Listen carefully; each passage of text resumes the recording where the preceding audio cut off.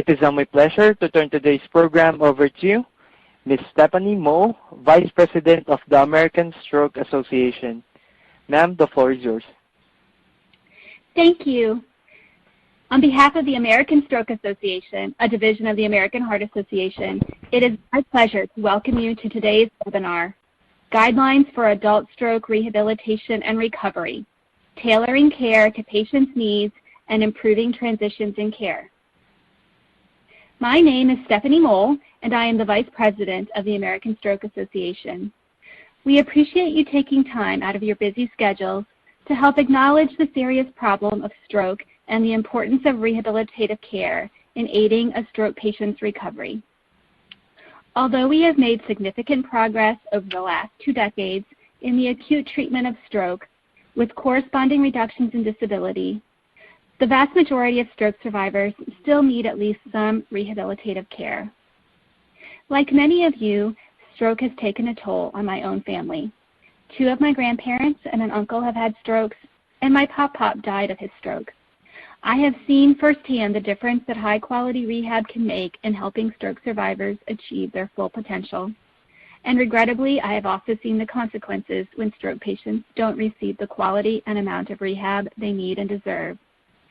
So I consider it critical that the American Stroke Association help to promote the delivery of high-quality stroke rehabilitative care by issuing its first ever evidence-based guidelines for adult stroke rehabilitation and recovery in May 2016. In just a moment, I will introduce 2 of the authors of these guidelines. But before doing that, I want to acknowledge the support of Kindred Hospital Rehabilitation Services in making today's webinar possible. Kindred is a national sponsor of the American Stroke Association's Together to End Stroke program, which strives to educate stroke patients and caregivers, health professionals, and the public that stroke is preventable, treatable, and beatable. It is now my pleasure to introduce Lori Cole. Lori is a certified rehabilitation registered nurse and the Senior Director of Quality Performance Management at Kindred Hospital Rehabilitation Services. Lori, thank you for Kindred's support and for joining us today. I'll turn the microphone over to you for some brief remarks. Thank you. Kindred Hospital Rehabilitation Services, or KHRS, is all about partnerships. We share expertise and quality patient outcomes as a partner to 150 hospitals and hospital systems across the country. And as such, we're the largest contract manager of hospital-based acute rehabilitation programs in the nation. We're also a major corporate partner of 3 important healthcare nonprofit agencies, including the American Heart Association and its sister organization, the American Stroke Association. In fact, we are one of 3 national sponsors of the American Stroke Association's Together to End Stroke initiative. The Together to End Stroke initiative educates and builds awareness that stroke is treatable and can be beaten through high-quality rehabilitation, patient support, and implementation of the AHA's Stroke Rehabilitation and Recovery Guidelines, published in 2016. One of the key tenets of these guidelines is that stroke patients fare better when receiving rehabilitation treatment in an inpatient rehabilitation setting versus in a nursing home immediately following their acute care stay. We agree, and Kindred provides rehabilitation services in both settings, the inpatient rehabilitation units or hospitals and in skilled nursing facilities. We continue to champion the Together to End Stroke initiative and the recommendations and evidence-based strategies put forward in its guidelines and developed further since, as will be presented shortly. We welcome you in this webinar and extend a special thanks to all of our employees and partners in attendance. Stroke today is a leading cause of serious long-term disability in the U.S., striking nearly 800,000 Americans annually. More than 17% of these strokes are fatal. KHRS and the American Stroke Association know we can do better. Today is an important step in our journey together to end stroke. Thank you for joining us in this endeavor. And with that, I will hand back over to Stephanie Mull. Thank you, Lori.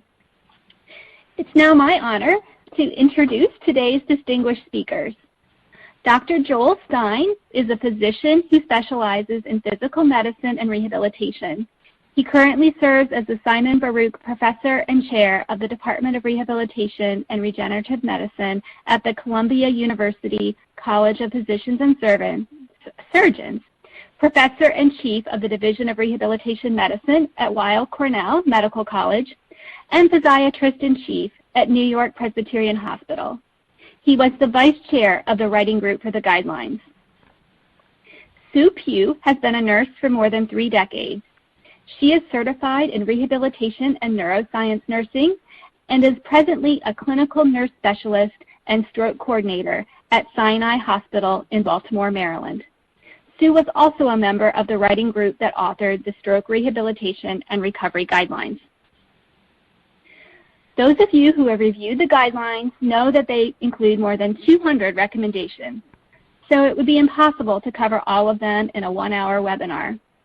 For those of you who may have joined us last year, welcome back. Today's webinar will build on the information shared last year, but you don't need to have participated last year in order to benefit from this year's content.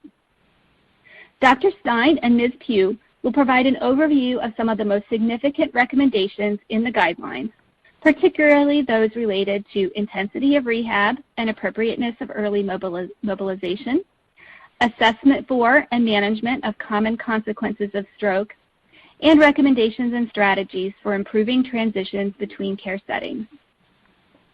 And with that, I'm pleased to turn it over to Dr. Stein. Welcome, Dr. Stein. Thank you very much. It's really a pleasure to be presenting today. So I'm going to start by thanking the other members of the writing group who are listed on the slide that you're seeing now. It was a large group and a tremendous amount of effort contributed by many people. We're very grateful for the support of the American Heart Association and American Stroke Association in developing these guidelines. The slides that we're using today are adapted from a deck that was created by these individuals. We're thankful to them. And let me start by just sort of giving you a sense of the scope of the guidelines. These were published in May of 2016 with 18 authors. In published manuscript form in the journal Stroke, they were 72 pages long with nearly 1,000 references. It's safe to say they were also probably out of date by the time they were published because the literature in this area grows quickly and on a daily basis. As was noted, there are 227 specific recommendations in the guidelines, and as last checked in June of this year, the guidelines had been downloaded over 100,000 times. The guidelines utilize a classification of levels of recommendation and levels of evidence, as shown here. The levels of recommendation range from Class 1, which are the sort of must-do aspects of care. Level 2A are reasonable or can be considered. 2B is can be considered, and level 3 are generally not recommended or potentially harmful. Similarly, there are different levels of evidence. Level A evidence being the strongest level, which often includes multiple studies that have been high quality, perhaps randomized controlled trials. Level B are intermediate level evidence, and level C is more limited evidence, which may include expert opinion. Stroke is a very common problem in the United States. Annually, about 800,000 people are affected. This is in spite of the fact that there's been a significant decline in the age-adjusted rate of stroke and a reduction in stroke deaths, but there has also been a growing population of people at risk for stroke. And as a result, the total number of people who have strokes has been relatively constant over the last number of years. Despite advances in the acute treatment of stroke, including thrombolysis and thrombectomy, still many people are left with significant disability, and more than 2/3 of stroke survivors will require some sort of rehabilitative services. Okay, so let's start by talking about the different settings for post-acute rehabilitation. These include inpatient rehabilitation facilities, or IRFs, also known as rehab hospitals or units. These are the most intense level of care for post-acute rehabilitation with 24-hour nursing availability, presence, and typically daily physician visits with 3 hours of therapy required to qualify. Skilled nursing facilities are also known as subacute rehabilitations. These may take place in nursing homes that also have long-term care units, although there are some that do not. And these are less intensive programs. Typically, the amount of therapy provided would be between 30 and 90 minutes a day. And there has to be some nursing presence, but it does not have to be 24-hour a day as it does in an IRF. Nursing homes are long-term residential facilities. Long-term acute care hospitals do provide some stroke rehabilitation, but typically only in rather complex and lengthy hospitalizations. And of course, many patients are in fact able to return home where they may receive either home care services or outpatient services. It's estimated that about 32% of patients go to a skilled nursing facility after stroke as their first level of care, 22% to IRF, and about 15% receive home health services. In terms of the recommendations regarding who receives what types of care, it is first of all recommended that patients receive organized, coordinated interprofessional care. That means that the people providing the care, the nurses, the therapists, the physicians, are working as a coordinated team with good communication among them and truly a team effort as opposed to just isolated care in parallel. Patients who qualify for and have access to inpatient rehabilitation facilities, that is the highest level of rehabilitation, should generally receive that type of care in preference to a skilled nursing facility. There are patients who are more appropriate for skilled nursing facilities than for IRF care, and those include individuals who don't meet the criteria for inpatient rehabilitation facilities because they don't have the potential for recovery, or they're unable to tolerate therapy, or because they don't require that much intensive therapy. Perhaps their deficits are more mild. There are also some individuals who lack geographic access to IRF care. IRFs are not as widely distributed in the U.S. as skilled nursing facilities, and there are some individuals who simply can't get to an IRF due to geographic and logistic considerations. There are also a population of patients who undergo acute inpatient rehabilitation at an IRF, but at the completion of that are not yet ready to return home, either because of ongoing rehabilitation needs or personal care needs or sometimes medical requirements. And that's another appropriate use for skilled nursing facility care. In terms of rehabilitation interventions in the acute hospital before post-acute care begins, there is some interesting literature and scientific studies trying to determine how aggressive and how early rehabilitation should begin. And there still is some uncertainty in this area, but there is a recommendation that high-dose, very early mobilization within 24 hours after stroke not be performed because there is evidence from the AVERT trial, which I'll speak about more in a moment, indicating that very aggressive early mobilization may actually be harmful. This is the AVERT trial, just showing the first page of that study, which was performed by performed as a pragmatic, single-blind, randomized controlled trial that was done in 5 countries and included over 2,000 patients. This was not done in the U.S., but this was, I think, a high-quality study, and I think most people feel that it was appropriately done, performed given the methodology that was available, and that the results are generalizable. What was defined as early mobilization in this study was getting patients up and standing or walking within the first 24 hours, not just getting patients out of bed. Obviously not everybody is able to tolerate that, Nonetheless, they were able to mobilize 92% of the patients in the experimental group, standing them as feasible, walking if possible, within the first 24 hours. Interestingly, nearly 60% of the control subjects, that is those who were receiving usual care, also received a substantial degree of mobilization within 24 hours. And when looked at overall, the patients in the treatment group were mobilized about 4 or 5 hours earlier than the control group. So it's interesting because the practices have shifted so that patients are in fact mobilized fairly early in many cases in any event. There were no serious mortality or other adverse events that were observed as a result of the early mobilization. There was no bed rest group, so that was really not a consideration that patients simply be kept at rest for any period of time. And as mentioned, nearly 60% were mobilized within the first 24 hours in the control group. But it appears that the more aggressive mobilization that was associated with the treatment was in fact problematic, that these patients had a higher risk of disability 3 months post-stroke. The mechanisms for this remain uncertain. There is concern that perhaps hemodynamic instability in the early post-stroke phase may be responsible for expanding the severity of the deficits. Patients whose blood pressure control or cerebral autoregulation is not yet restored. But that remains unclear.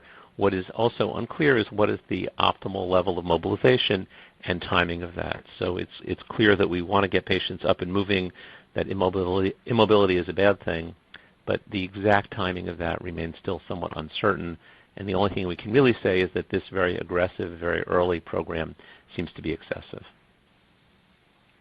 In terms of the prevention of medical comorbidities and medical issues related to stroke, I'll touch on a few of these. One of these is central pain post-stroke.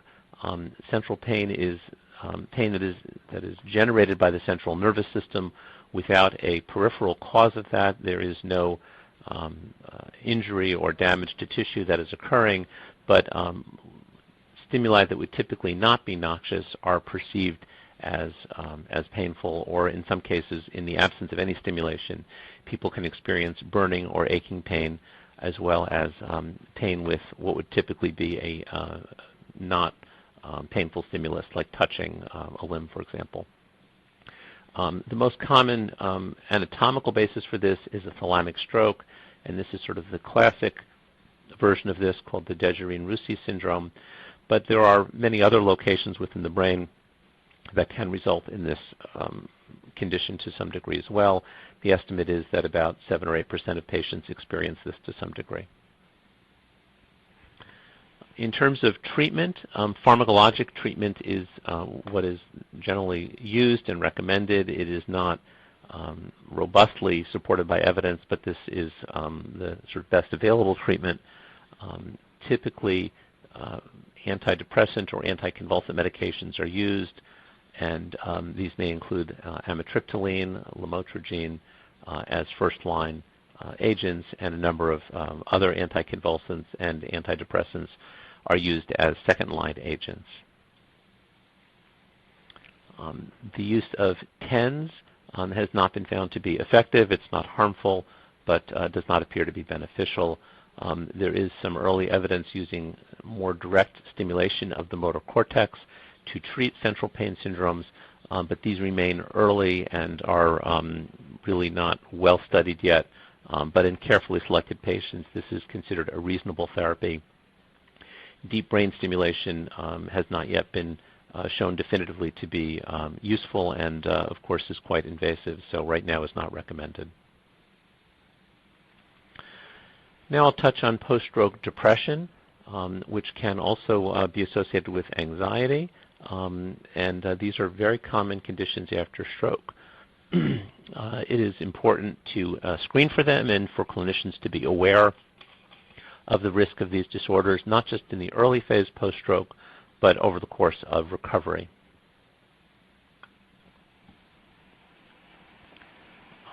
As a result, it is recommended that patients who have had a stroke undergo a structured depression screening tool. These can include the PHQ-2, which is a very short measure consisting of 2 questions. There are other measures that are certainly perfectly appropriate as well. The PHQ-2 is mentioned simply because of its brevity and the ease of administration, but there are other tools that could be used. Periodically reassessing depression, anxiety, and other psychiatric symptoms is advisable because these do not have a predictable time course and they may occur early or late or both. In the absence of any contraindication, patients with significant depression should be treated with antidepressant medications and monitored for their response. These work well in the post-stroke population, comparably to how they work in the general population with depression. However, it is important to point out that there are many patients who do not respond to an initial agent, and therefore it's important to monitor the response to therapy. No particular class of antidepressant medication has been recommended, but SSRIs such as fluoxetine or Celexa are commonly used and are generally well tolerated in this population. There are some patients who experience what is called pseudobulbar affect or emotional lability. They may laugh or cry without much provocation and are sometimes distressed by this. In many cases, these patients respond well to reassurance and education. In the event that they require more intensive therapy than education, they may benefit from the use of dextromethorphan combined with quinidine, which is available as a fixed-dose combination medication marketed as Nuedexta. Patients also may respond to SSRIs, as mentioned before, for this problem as well. It is important not to confuse this with depression. They can both result in tearfulness, but patients with this emotional lability do not have a sustained mood disorder. They generally have a normal mood, but can, for example, when watching a television commercial or discussing something with family members, abruptly become tearful or sometimes laugh inappropriately, and then very quickly return to their baseline. The use of antidepressant medications on a preventative basis is not well established. Some people have used this, but it's not a standard of therapy at this point, and it's considered a 2B recommendation. It's something that could be maybe reasonable or could be considered, but it's not a recommended therapy. I'll mention osteoporosis as another significant problem in individuals who have sustained strokes. This is, of course, a disorder that affects older individuals, as does stroke, and there is a fairly high incidence of baseline osteoporosis, particularly in women who sustain a stroke that is unrelated to the stroke. With that said, there is evidence that hemiplegia can result in worsening of bone density on the paretic side and also often results in reduced mobility, both of which can contribute to reduced bone density and increased risk of fractures. On top of that, patients with stroke are at increased risk of falls, so the combination of osteoporosis and falls can be quite problematic, and patients need to be managed aggressively in terms of their osteoporosis to help protect them from the risk of fracture in the event that they fall. So these are some recommendations specifically around this, including evaluating patients who are in long-term care facilities and following general recommendations for osteoporosis screening, as well as trying to increase physical activity as feasible in these individuals to help combat post-stroke osteoporosis.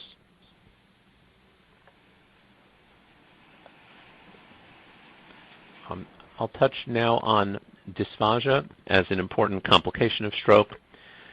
Patients who have a stroke should be screened for dysphagia in the initial phases because of the risk of aspiration as well as the risk of malnutrition, dehydration, and other complications from difficulty swallowing. The assessment of this swallowing should take place before patients begin eating, drinking, or receiving oral medications. Typically these assessments are initially done as a clinical bedside assessment, and then if there are significant suspicions for aspiration, then an instrumental evaluation should be performed, meaning either a video fluoroscopic study, sometimes called the modified barium swallow, or a flexible endoscopic evaluation of swallowing, otherwise known as a FEES. It is important that patients' oral hygiene be addressed, and for patients who are unable to tolerate oral feeds, enteral feedings are important to avoid malnutrition and dehydration. For patients who are going to require tube feedings for a more extended period of time, then a gastrostomy tube should be placed for patients who are expected to have chronic inability to swallow. One area of uncertainty remains what the threshold should be for converting someone from a nasogastric feeding tube to a gastrostomy tube. Oftentimes, patients who have a projected use of a feeding tube for more than a few weeks have a gastrostomy tube placed, but there's really no definitive evidence on exactly what the duration of nasogastric feeding that is reasonable before converting to PEG. At this point, I'm going to turn the presentation over to Sue Pugh, and I thank you for your attention, and we'll be taking questions at the end. Thank you, Dr. Stein. So I'm going to be speaking about the strategies for improving transitions between care settings. And let's make sure. I don't seem to have the control to be able to move this slide forward. Okay. Okay, now I do. So Dr. Stein went over really the information about what are all the different settings that are out there. I think one of the things that we as nurses don't always necessarily understand are some of the details of, from a payment perspective, of understanding that, you know, to be able to qualify for a inpatient rehab environment, it does require that you be able to, the patient be able to tolerate a minimum of 3 hours of therapy a day. It doesn't mean that's the only amount of therapy they're going to receive, but that they have to be able to tolerate that. Then the other thing that's significant is that at a skilled nursing facility, typically Medicare will only cover up to 100 days.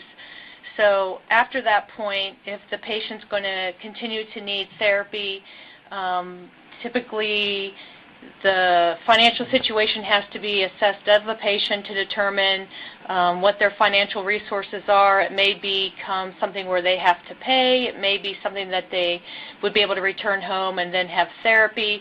There are a lot of things that need to be looked at to determine, you know, what happens after that point. And there are some patients who go to a skilled nursing facility first, get some strength, then go to inpatient, and then there are other patients that start at a skilled level, start at an inpatient level and then move to a skilled nursing facility to continue their therapy.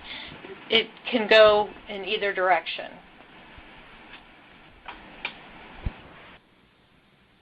So as far as guideline recommendations, basically it really does say that these stroke patients who have any amount of deficit at all really should receive rehab.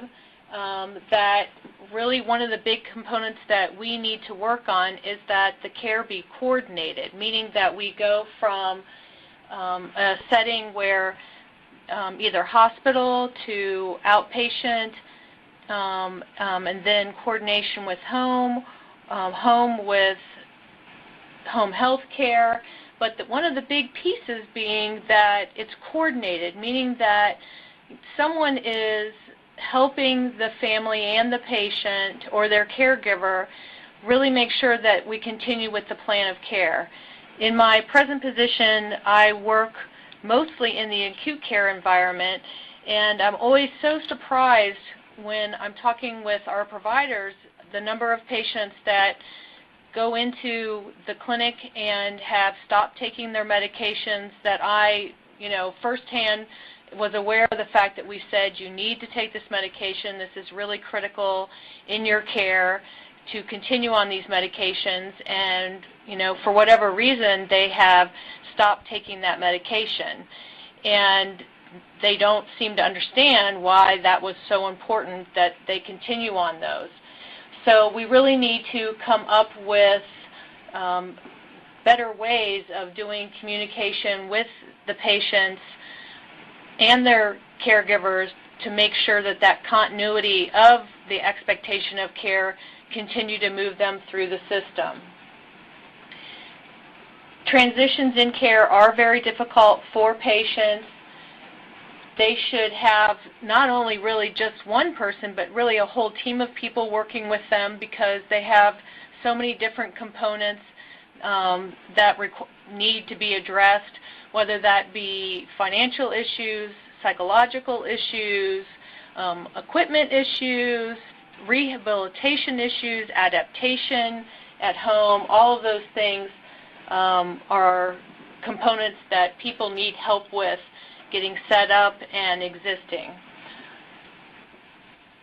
One of the things that patients who do not require additional rehabilitation service and are discharged to home, or who are profoundly and permanently disabled and discharged to a long-term care setting, they can be managed by a primary care provider, although we do recommend that stroke patients definitely have a component of a rehabilitation specialist to also monitor for any additional issues that may arise once they leave the hospital, leave the rehabilitation environment, or if a patient just even goes from the acute care hospital to home, that there be that kind of follow-up for return to work, for driving, or any of those kind of components. So I wanted to review the needs of the patient and family from some information that's available. Successful transition to the community requires careful assessment of the match between the patient's need and the availability of formal and informal resources. Referrals to appropriate local sources really are a priority. A lot of times people have no idea what are the resources that are out there for them. For example, when we say that a patient needs to continue to take a medication and they discover that it costs more, I mean, there are sources, there are programs from the pharmaceutical industry.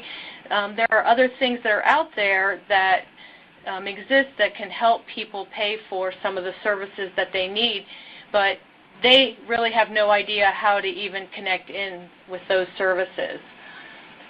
Studies have documented that 35 to 40% of persons have limitations in basic activities of daily living even 6 months after stroke. So when they follow up with some of the appointments that they do have with healthcare providers, many of them are still struggling with things as simple as their basic activities of daily living. One of the major challenges is that 12 to 55% of caregivers suffer from emotional distress themselves, and the most common being depression. And I think that most of us focus primarily on the patient, not exactly recognizing that the caregiver really needs to be helped and assisted as well, because they can't even adequately provide care for the patient when they are having issues themselves. Right now in the United States, there is not a lot of opportunity for people that are disabled to be able to participate in leisure and recreation. I do think that it's starting to improve, and certainly you see more things out there and available, but still there are a lot of things that are still not accessible, and clearly in more rural areas that accessibility and those options become even less. People's vocational roles provide a social identity and contribute to increased self-esteem and life satisfaction. So one of the things that is found is that, many people, stroke is the #1 cause of disability in the United States, so they lose their ability to actually return to their previous work. But being able to find them some sort of work environment is really important because it does give them the feeling that they have something still to contribute. It is estimated that about 1/3 of the economic burden of stroke through the year 2050 will be due to lost earnings. So it's one of those things that, if we can find people a way to be able to feel like they're contributing and actually give an income, knowing that one of the biggest components of stroke and the resulting disability really has such huge impacts on not only the patient but their family environment, their insurance, and just many things that many of us take for granted.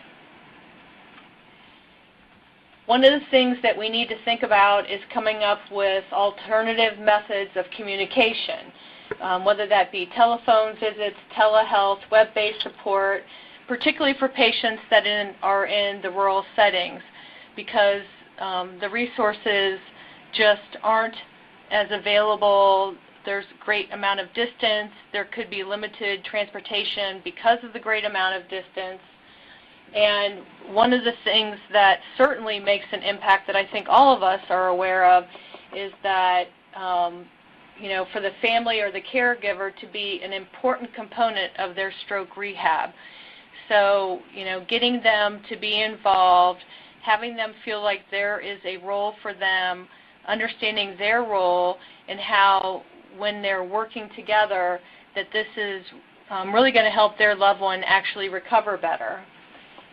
And the things that they, in the literature that we found that the family and caregiver provide is that we get them, not that they provide, that we provide to them, is that we give them education and training related to the care needs and the disease process and understanding why it is that you do the things you do and why it is, that you want your loved one to stop smoking, and how to be able to help them with that.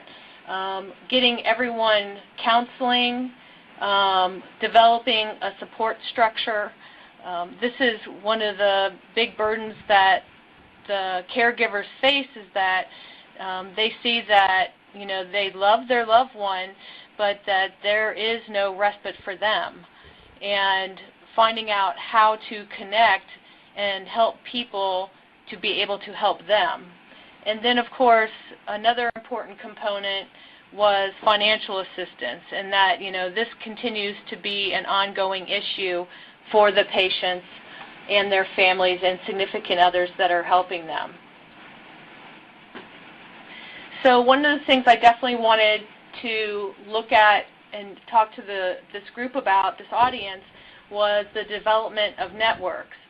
One of the things that, patients and their significant others really need are these support systems. And it can't be just one type of support system. It needs to be all different kinds.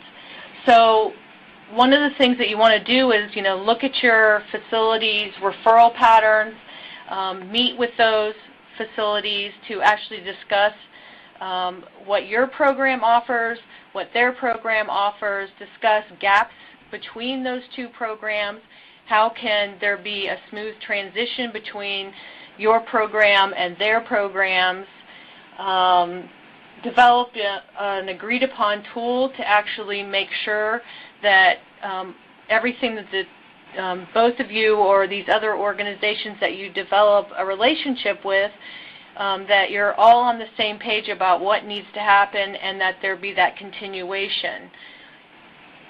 We also have found that one of the things that's really key is at the facilities that you're going to be sending your patients to, that you actually have a key staff member that you can actually speak to.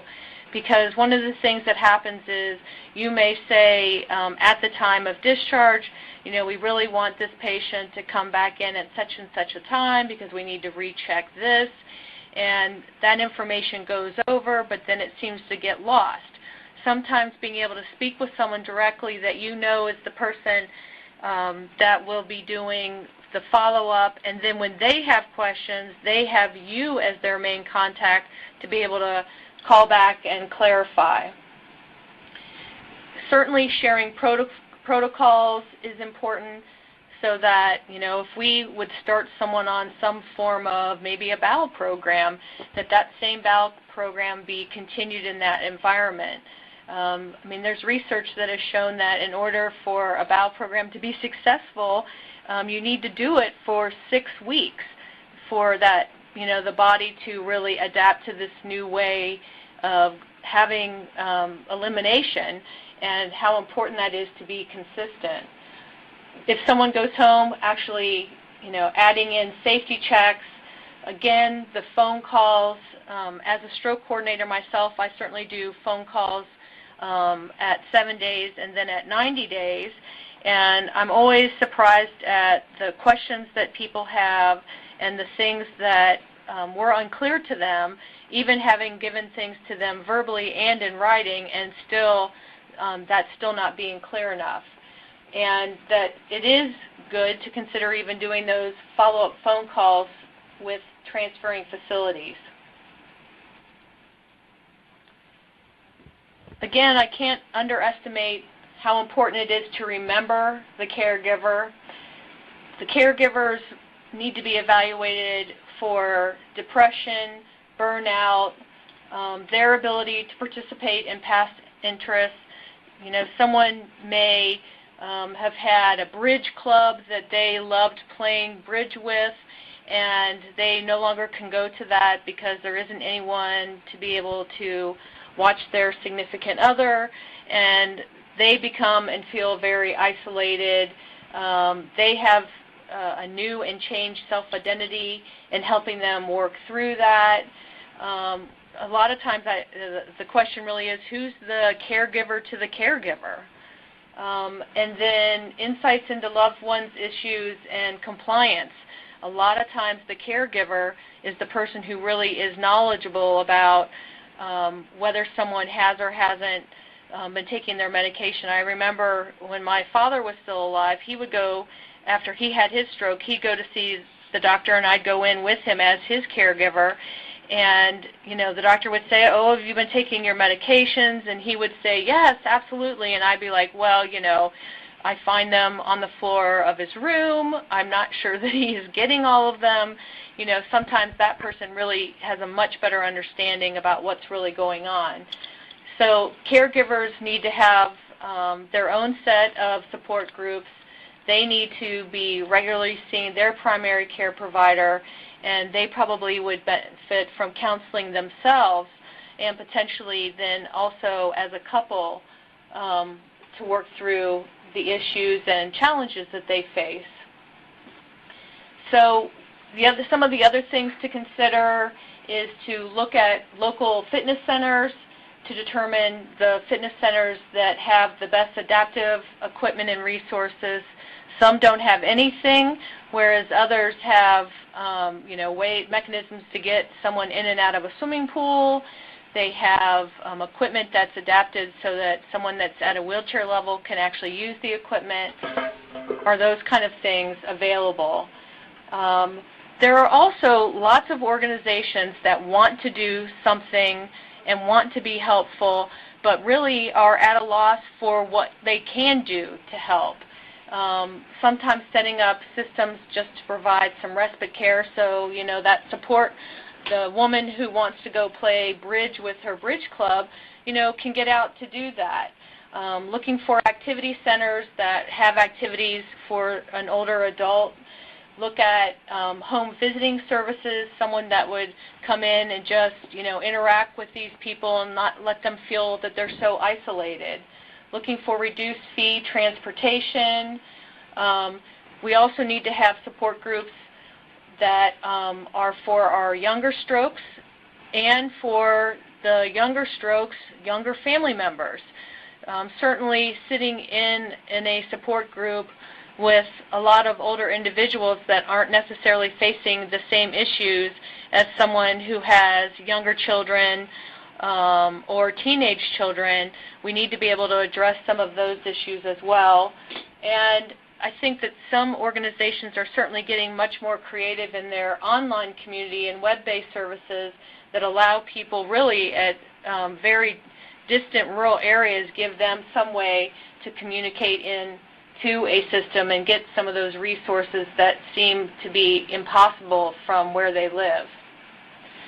The American Heart Association, and if you look at this website, www.strokeassociation.org/recovery, they have some excellent online material that people can access by going to that site. For example, the Getting the Most Out of Stroke Rehab leads to, if you look at that document, there's just information out there to be able to ask the right questions when you go to a rehab to decide what's the best rehab for you and your family, knowing how to make the right decisions, the kind of list of questions you want to ask, what are the things that you need to be thinking about for when you're going home or when you're going to other places. And these are just great resources to look into. So in conclusion, I just basically want to say is that there is still an enormous amount of work to be done, particularly when it comes to transitions and people moving forward in the community, and not that being a terminal place for them to be where it just stops, but it actually be something where they can continue to have active lives and to grow in their new situation. We need to find effective ways of communicating, where that be for education information, social interactions, but we particularly still have huge issues related to patients and families that have the communication deficits that some stroke patients do have. We need to be as creative as possible and think outside the box as much as possible. It's always surprising when I go to conferences and talk to other people about some of the creative things that they're doing to try to help their patients. And I mentioned here again that there are organizations and people that want to help or are unclear of how to help. If people are strong members in their church, or have a group that they've been very actively involved in the community that aren't health-related organizations, a lot of times they want to do something, but they are at a loss for what that is. So we need to share and interact with each other, as our sharing and interacting is not only beneficial for the patient, but it's also beneficial to us because we all have things to learn from each other, and the more that we communicate with each other, the better our patients are going to do and have success in their transitions. So at this time, I'm going to turn over the presentation to Stephanie Mole, who's going to be the moderator of our Q&A. Thank you very much, Sue, and thank you also, Dr. Stein. We do have some time for questions, and there have been some questions that have come in during your presentations. Of course, a number of people have asked about whether the slide deck will be available and also a recording of the webinar.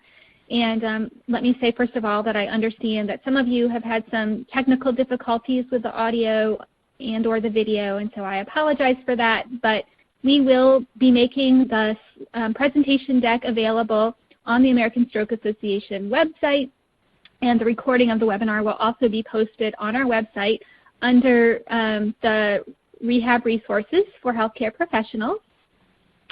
So look for that to be posted in the next few days. We will also send out an email with a link to that information to participants as well as those who registered for the webinar. Okay, so now some other questions. Dr. Stein, I think this one would be for you. We have a questioner who asks, in many studies, oral calcium and vitamin D supplement has been found to be useless in treating osteoporosis. Are you still recommending oral treatment? Well, thank you for that question. I will just be clear, I'm not an osteoporosis expert. Generally speaking, my understanding of the issue is that for people who have adequate dietary oral calcium intake and vitamin D intake, there's no benefit to incremental amounts. But there are some individuals, particularly those who live in facilities rather than in a home environment, who may not get sufficient amounts of these. I think also it's clear that dietary issues are an issue for the elderly in general in terms of getting an adequate and well-balanced diet and getting enough calcium. So it really depends on the individual circumstances, but if somebody is not getting sufficient oral calcium and vitamin D in their diet, then supplementation may be useful. Great, thank you. I think the next question, I think the first part of it is probably a question for Sue. Somebody wants to know, what is the role of primary care in post-op stroke? I don't know if that's post-stroke in general or specifically for folks receiving mechanical thrombectomy, but they're asking, can we provide the continuity of rehab in the primary setting? Well, I'm not exactly sure if they're talking about meaning back to the primary care provider. A lot of times when it comes to institutions that have thrombectomy capable, and I mean after they have a procedure done, a lot of times they do want to see those patients back. Again, back to the communication between areas. I certainly think that if there are good discharge instructions and a great discharge summary, that the primary care provider is made aware of, I think that there are definitely things that they can follow up on from a medication standpoint, getting some testing completed.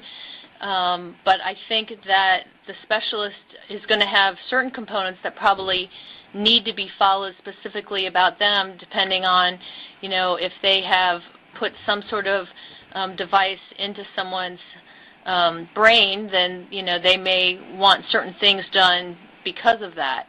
I wish I better understood what they meant by that question. So I don't know if I answered their question or not. Thank you. So it sounds like, though, in general, it all comes back to that team-based approach and how important that is. Correct. So here's a question for Dr. Stein.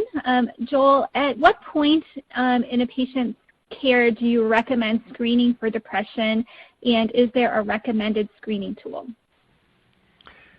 So I think the important concept here is that screening for depression really shouldn't be a one-time activity.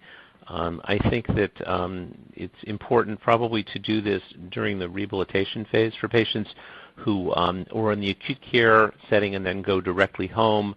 Then I would say screening at the first outpatient visit is probably appropriate. For those who go to a rehab facility, that's a good time to screen them when they arrive there. The PHQ-2 is literally a 2-question screen, which could be distributed afterwards. Perhaps I don't have it in front of me, but it's a very simple screen. There are other screens as well.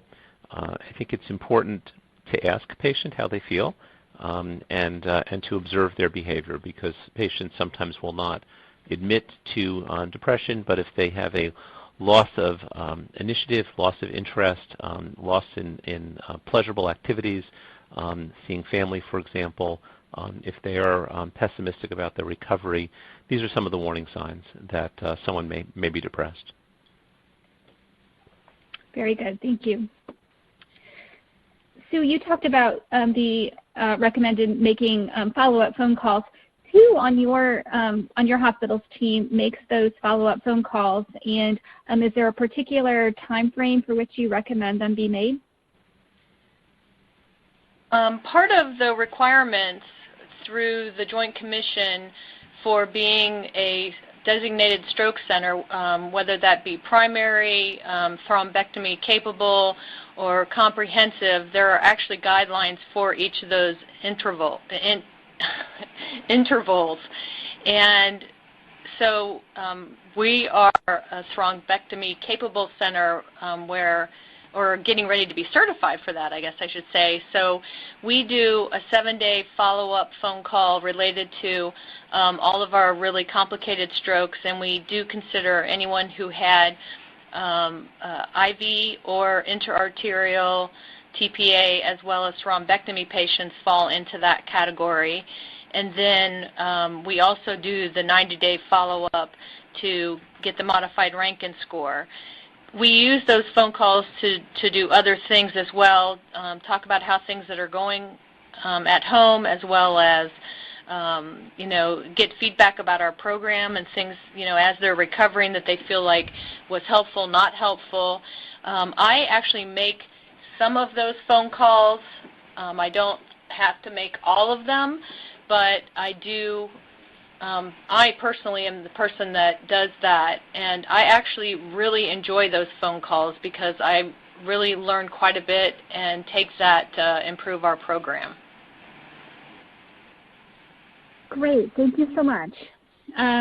So unfortunately, we're at the top of the hour, so we don't have time to take any more questions, but I want to thank all of you for taking time out of your busy days to join us for today's webinar, and especially want to thank our speakers, Joel, Sue, and Lori, for your time and participation today.